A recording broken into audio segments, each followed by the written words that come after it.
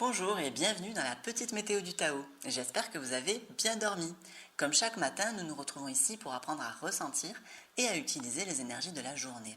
Aujourd'hui, nous sommes le jeudi 18 août, c'est un jour de péril, placé sous l'influence de la transformation numéro 54 du Yi Jing, l'épousée.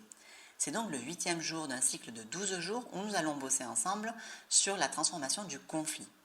En effet, lorsque j'ai demandé au Yi Jing quel serait le thème idéal à explorer collectivement pour ce cycle, c'est la transformation numéro 6 qui est sortie, donc le conflit.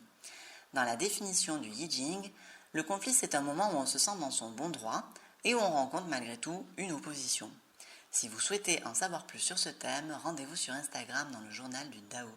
Et pour les personnes qui ne connaissent pas le concept de cette météo, vous trouverez en barre de description un lien vers la vidéo expliquant tout ce que vous avez besoin de savoir pour utiliser au mieux cette météo.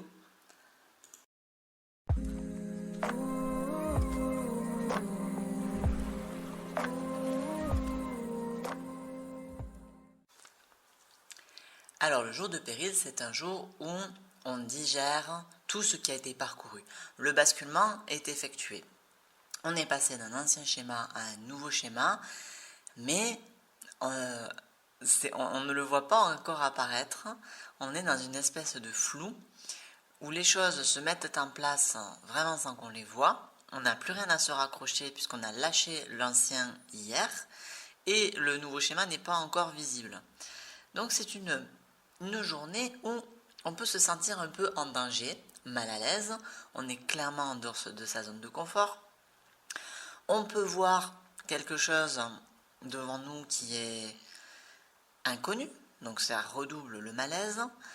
Et en plus, c'est pas seulement devant nous, c'est à l'intérieur de nous, ça bouge, les choses se reconfigurent, et alors, bon, du coup, il vaut mieux pas faire grand chose sur cette journée-là ou prendre des décisions, parce qu'en fait, c'est des décisions qu'on prendrait depuis un endroit d'instabilité, voilà, de non-maturation. Donc le conseil sur un jour de péril, c'est vraiment de digérer.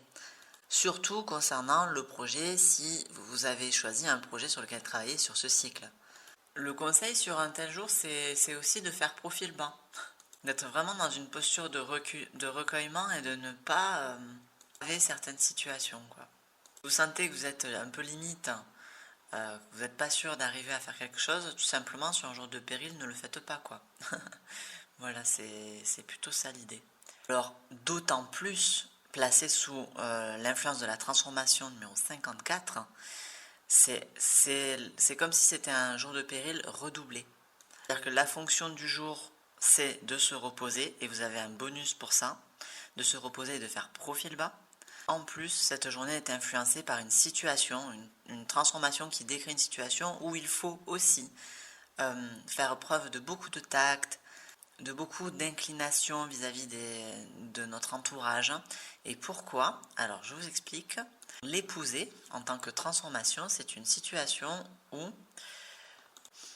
une jeune fille suit un homme plus âgé dans sa maison.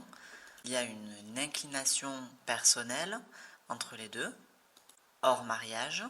Sauf que cet homme est marié et donc la maîtresse et la maîtresse de maison vont devoir cohabiter.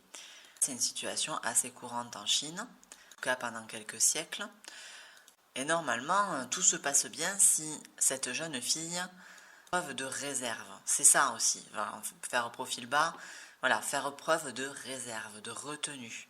Essayez en fait, sur cette journée, de rester absolument à votre place. Peut-être même de réfléchir, parce qu'il y a être à sa place, trouver sa voie dans le monde en général, et ensuite être à sa place vis-à-vis de notre entourage.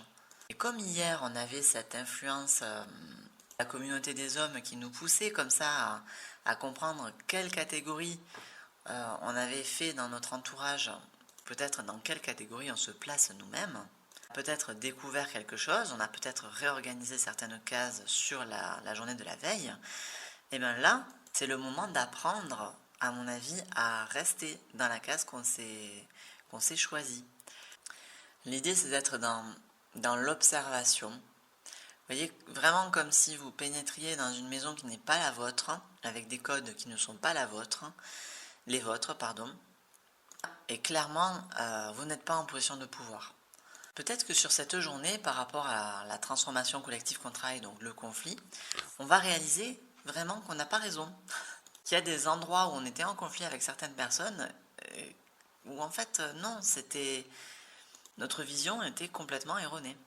On va devoir s'adapter à une nouvelle manière de fonctionner, à une nouvelle manière de voir cette relation. Et ensuite, si ça concerne des conflits intérieurs, ça va être une autre manière de se voir nous-mêmes. On va peut-être se retrouver étrangers au sein de notre propre maison. C'est toute l'idée de la transformation, de l'influence de la fonction du jour, le péril.